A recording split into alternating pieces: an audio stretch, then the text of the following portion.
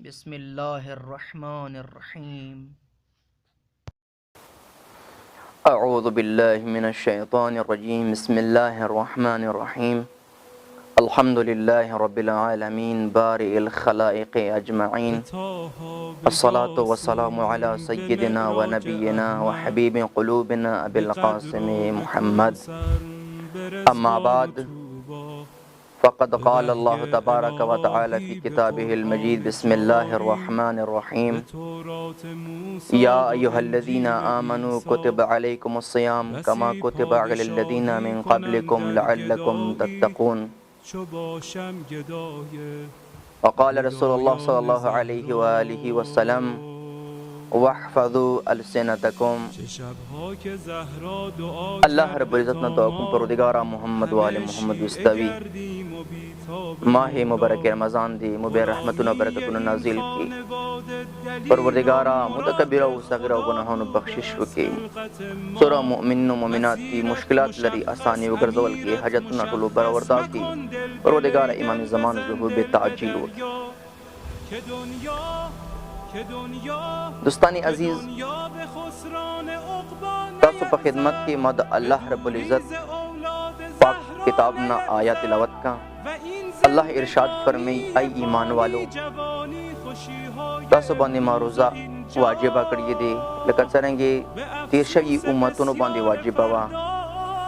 تشهید لپاره لعلکم تکون تقوا دپاره پرهیزګار جوړ شو. خطبه شعبانیه حوالې سره ما تاسو خدمت کې عرض کړی و. یوه جمله څه خطبه شعبانیه کې پیغمبر مصطفی هغه تلاوت که هغه څه واحفظوا السنتکم. بهترین شی څه شی دی؟ هغه زبان حفاظت دی. تاسو د میاشتې کې خپلو زبانو باندې ژبو باندې کنټرول وکړو، حفاظت یې وکړو، وساتو. ځکه ژبه هم اعلی دی هم بلا دی. د انسان هم مقام طرف تبی هم پستی طرف تبی. دوه قسم دی، یا ښه ژبه دی یا بده ژبه دی. که انسان دی سره ښه عمل کوي خو ښه طرف ته ځي، که بد عمل کوي بد طرف ته ځي. مولای کائنات امیر المؤمنین علی علیہ الصلوۃ والسلام ارشاد فرمائی آغا موتت یو پیغام رکوي.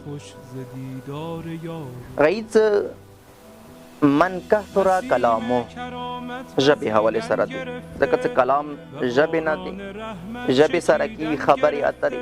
دې وجې نه موت ته پیغام رکوي، د ژبې غلطیانې ښیي.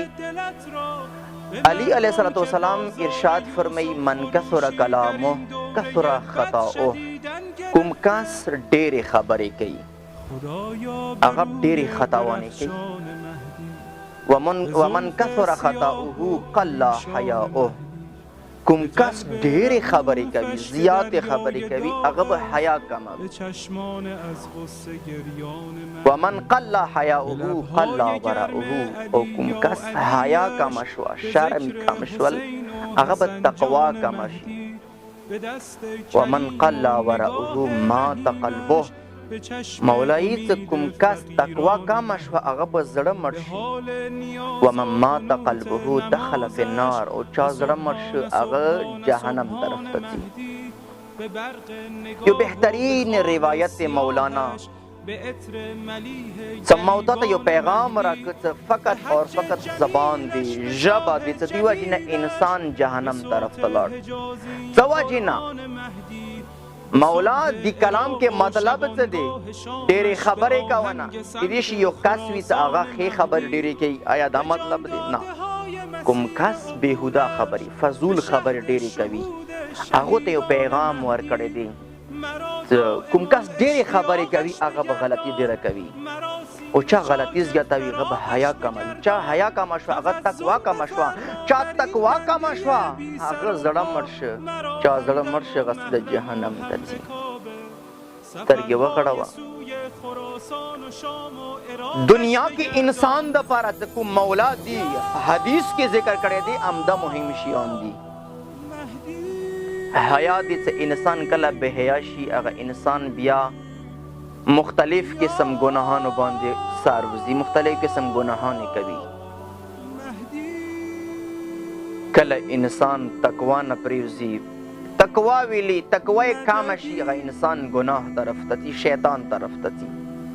کله انسان تقوا کامه شي، حیا یې ختمه شي، بیا هغه زړه مړېږي. کله انسان زړه مړ شول مولایي څه د انسان ظاهر باندې خو زنده دی، سار دی، خو دا مړ دی، مړو نه یو ګوته باتاره دی.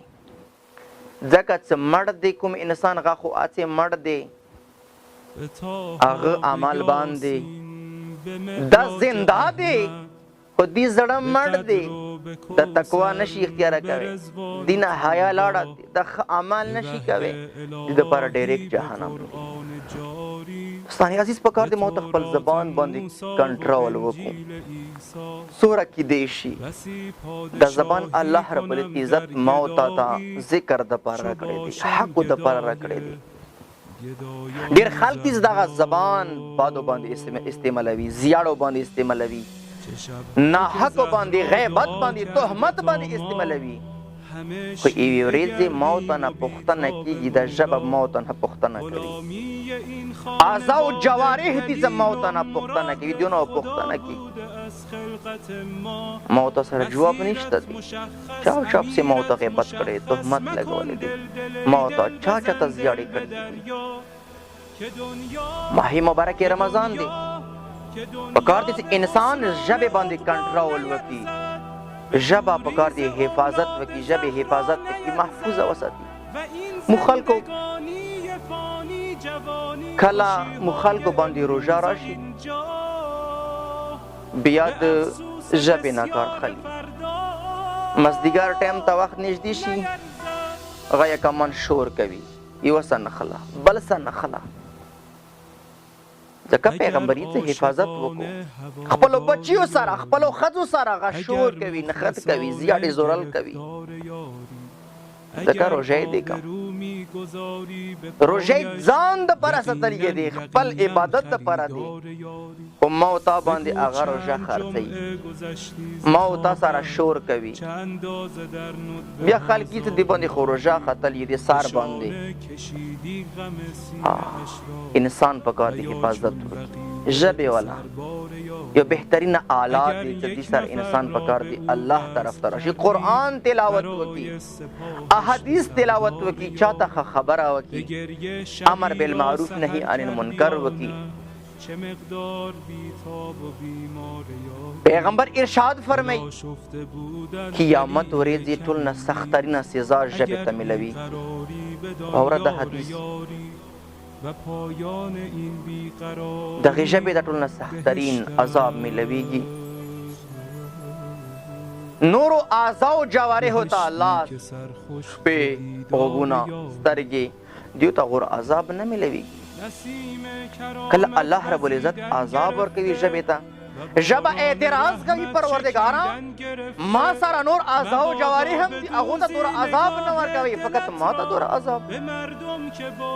بیا ورته پروردګاري چې تا وجې نه مشرق و مغرب کې فساد دی، تا وجې نه فساد جاری شوی دی، تا وجې نه وینه توی شوی دی، قتل و غارت شوی دی، تا وجې نه عزتونه لوټ شوي دي، تا وجې نه مال و دولت لوټ شوی دی، تا وجې نه خلکو منځ کې جدایي راغلی دی، تا وجې نه غیبت شوی دی، تهمت شوی دی، دې وجې نه ته عذاب سخت دی. ولې مو ته دوستان عزیز خپل قیامت ورځې خپله ژبه ګرفتاره وي، څه هغه بیا هغه ته سخترین عذاب میلوي.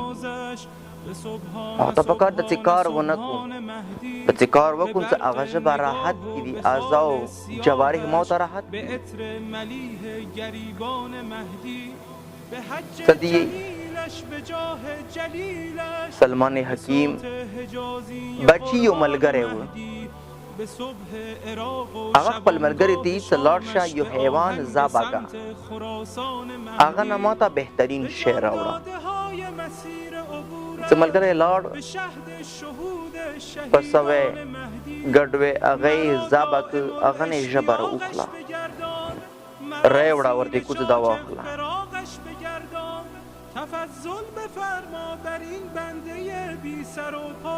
کله ژبه یې راوړه ورته واري کا ورنه هغه د باد ورته یی څه لاړ شه هغه هم حیوان نه ما ته بدترین شی راوړه لاړل دغه ملګری همغه ژبه دوباره یې راوړه لقمان حکیم زید ورته هېڅ یا خو زه نه پوهېږم یا خو ته نه پوهېږې درته مې ویل څه بهترین شی راوړه لاړې ژبه در راوړه درته مې ویل څه بدترین شی راوړه لاړې ژبه در راوړه یا خو زه نه پوهېږم یا ته نه پوهېږې ورته یې خفه کېږم ملګریه دغه ژبه دی څه دا هم ښه دی هم بده دی که انسان چیرې ښه استعمالوي خو بدن کې همدا ژبه دی څه ښه دی او کوم کس بده استعمالوي دا ژبه دی څه بده دی ځکه د یی کوم اللسان جرمتون اللسان جرمتون صغیرتون ژبه وړوکې غوندې ټوکړه دی و جرمه عظیم د دې جرمنې د دې جریمې د دې ګناهان یې ډېرې غټې دي وړوکې غوندې ټوکړه دی خو د دې کوم مشکلات پیدا کوي کوم انسان خپل مقام نتغوي هغه ژبه دی دوستان عزیز مو ته پکار دی خپل زبان باندې خپل ژبې باندې کنټرول وکړو ځکه دغه میاشته تقوا والا میاشته دی همدې میاشتې کې مو ته د خپل ژبې علاج کوي دې میاشتې کې ما ته د خپل اعضا او جوارحو علاج کوي شوم هغه سکوت ته پکار دی انسان خاموش پاتې شي نه دی پکار هر یوه خبره وکړي او نه دی پکار ته هر یوه خبره هغه خاموشه کړي کومه حق خبره دی هغه پکار دی ورسي کومه باطلو په خلاف پکار دی پاتې پیغام ورکړي اما گناه طرف ته پکار دی لاړ نشي الله نه دعا کوم پروردگار محمد و آل محمد واستوي دې میاشتې کوم به رحمتونو برکتونو نازل کړي مو اعضا او جوارح ګناهانو کبیره او صغیرو نه وساتل کړي وصلی الله علی سیدنا محمد و آله الطیبین الطاهرین